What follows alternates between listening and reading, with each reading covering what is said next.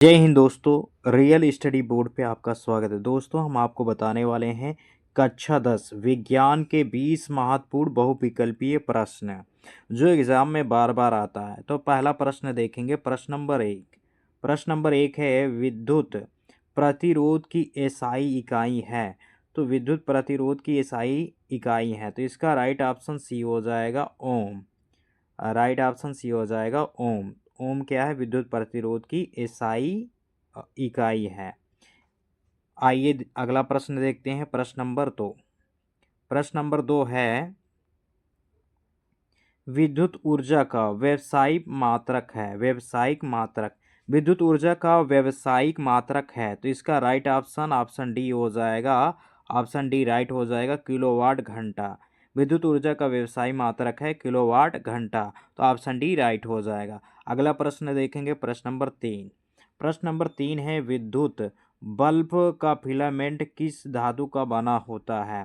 तो इसका right option C हो जाएगा। ऑप्शन सी हो जाएगा टंगस्टन। विद्युत बल्ब का फिलामेंट किस धातु का बना होता है? तो टंगस्टन धातु का बना होता है, तो ऑप्शन सी राइट हो जाएगा। प्रश्न नंबर 4 देखेंगे। प्रश्न नंबर 4 है लेंस की क्षमता के एसआई इकाई है, तो इसका राइट ऑप्शन बी हो जाएगा डायोप्टर। लेंस की क्षमता की एसआई इकाई क्या है? तो इसका राइट ऑप्शन बी हो जाएगा डायोप्टर।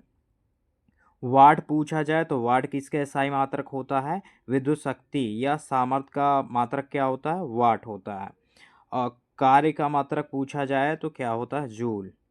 ऊर्जा या कार्य का मात्रक क्या होता है? जूल होता है। और लंबाई या दूरी का मात्रक मीटर होता है। आइए अगला प्रश्न देखते हैं। प्रश्न नंबर 5 है अवतल दर्पण का उपयोग किया जाता है, तो इसका राइट ऑप्शन बी हो जाएगा सर्च लाइट में। ऑप्शन बी राइट हो जाएगा सर्च लाइट में। अवतल दर्पण का उपयोग किया जाता है, तो कहाँ किया जाता है? सर्च लाइट में। ऑप्शन बी राइट हो जाएगा। अगला प्रश्न देखेंगे, प्रश्न नंबर 6 है विद्युत परिपथ में अमीटर को कैसे जोड़ा जाता है? तो इसका राइट ऑप्शन बी हो जाएगा श्रेणी क्रम में जोड़ा जाता है। विद्युत परिपथ में अमीटर को कैसे जोड़ा जाता है? तो श्रेणी क्रम में। अगर हम बात करें अमीटर क्या होता है? अमीटर ये होता है विद्युत धारा को मापने का यंत्र होता है अमीटर। तो अमीटर याद रखेंगे, विद्युत धारा को मापने का यंत्र होता है अमीटर। प्रश्न नंबर 7 है फ्लेमिंग का बाएं हाथ का नियम संबंधित है। तो फ्लेमिंग का बाएं हाथ का नियम संबंधित है, तो इसका राइट ऑप्शन बी हो जाएगा मोटर। मोटर से संबंधित है। फ्लेमिंग का बाएं हाथ का नियम किससे संबंधित है? मोटर से संबंधित है, तो ऑप्शन बी राइट हो जाएगा मोटर। प्रश्न नंबर 8 देखेंगे। प्रश्न नंबर 8 है धावन सोडा का सूत्र है, तो इसका राइट ऑप्शन बी हो जाएगा Na2CO3.10H2O। इसको हम बोलते हैं सोडियम कार्बोनेट। धावन सोडे को बोलते हैं सोडियम कार्बोनेट। इसको जो है कपड़े धुलने वाला साबुन के नाम से भी जाना जाता है। अगला यहाँ देख लेते हैं। प्रश्न नंबर 1 ए में है NaHCO3। इसको हम सोडियम बाइकार्बोनेट बोलते हैं, तो NaHCO3 को सोडियम बाइकार्बोनेट बोलते हैं। इसको बेकिंग सोडा का सूत्र है, तो ऑप्शन ए क्या है? NaHCO3 बेकिंग सोडा का सूत्र है।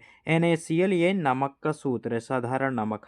NaOH ये किसका सूत्र है? कास्टिक सोडा का सूत्र है NaOH। अगला प्रश्न देखेंगे। प्रश्न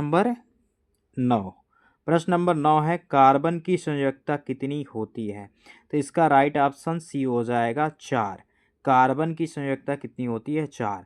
तो यहाँ देख लेंगे 6 नंबर पे क्या आता है? कार्बन आता है, तो KLMN ये कक्षक होता है, तो के वाले में 2 भरा जाता है, 2 इलेक्ट्रॉन, और एल में 8 भरा जाता है, और इसमें एम में 18। तो यहाँ हम भर देंगे, यहाँ 6 है तो 2 भर देंगे, तो यहाँ कितना भरा जाएगा? 4। तो इसमें जो बाह्य वाला कक्षक होगा जिसमें 4, तो 4 यही क्या हो जाएगी? संयोजकता हो जाएगी, तो इसमें 4 इसका राइट आंसर हो जाएगा। अगला प्रश्न देखेंगे। प्रश्न नंबर 10 है बेकिंग सोडा का रासायनिक नाम है, तो इसका राइट ऑप्शन सी हो जाएगा सोडियम बाइकार्बोनेट, बेकिंग सोडा को सोडियम बाइकार्बोनेट कहते हैं। अगला प्रश्न देखेंगे, प्रश्न नंबर 11। प्रश्न नंबर 11 है, पीएच मान 7 से कम होने पर पदार्थ होता है। तो ऑप्शन ए क्षारीय होता है, ऑप्शन बी है अम्लीय, ऑप्शन सी है उदासीन, ऑप्शन डी है लवण। तो इसका राइट ऑप्शन हो जाएगा ऑप्शन बी हो जाएगा अम्लीय। 7 से कम होगा तो क्या होगा? अम्लीय। 7 से अधिक होगा, 7 से अधिक होगा तो क्या होगा? क्षारीय होगा। 7 से अधिक होगा क्षारीय, और 7 के बराबर होगा, 7 के बराबर, तो ये होगा उदासीन। तो इसका राइट ऑप्शन बी हो जाएगा अम्लीय। अगला प्रश्न देखेंगे, प्रश्न नंबर 12। प्रश्न नंबर 12 है, धातुओं में ऊष्मा का अच्छा चालक होता है। ऑप्शन ए लकड़ी, option B plastic, option C तांबा, ऑप्शन डी रबड़। तो इसका राइट ऑप्शन हो जाएगा ऑप्शन सी हो जाएगा और तांबा।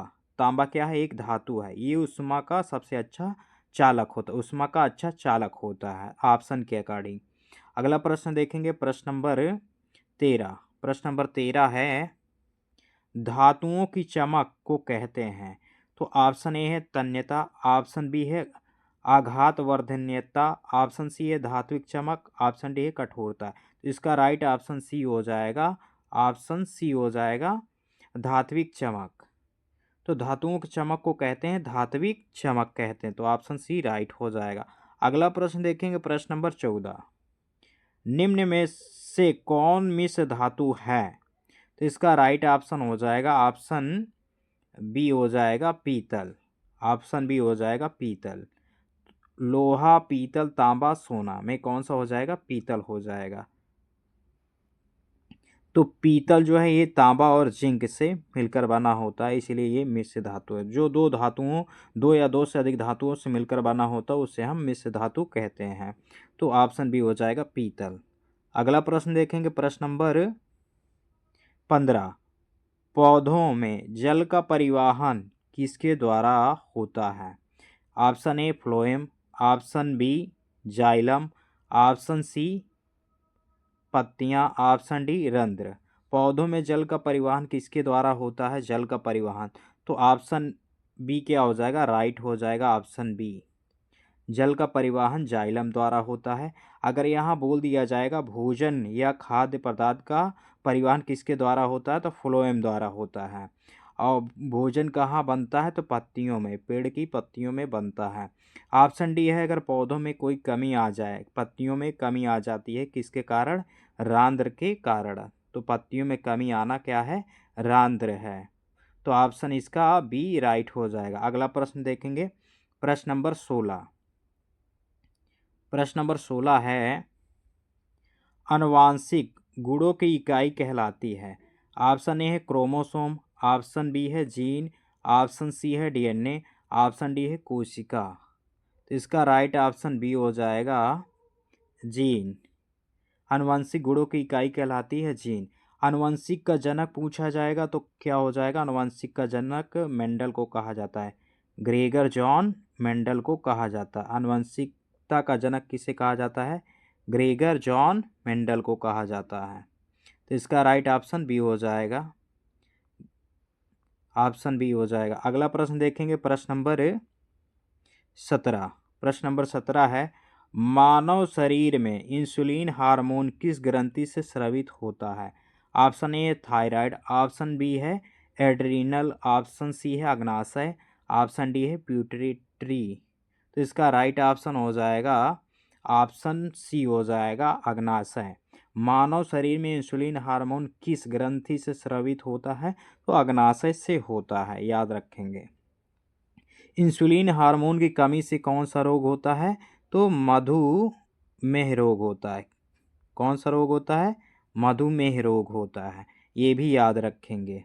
प्रश्न नंबर 18 देखेंगे। प्रश्न नंबर 18 है, जैव विविधता का संरक्षण क्यों आवश्यक है?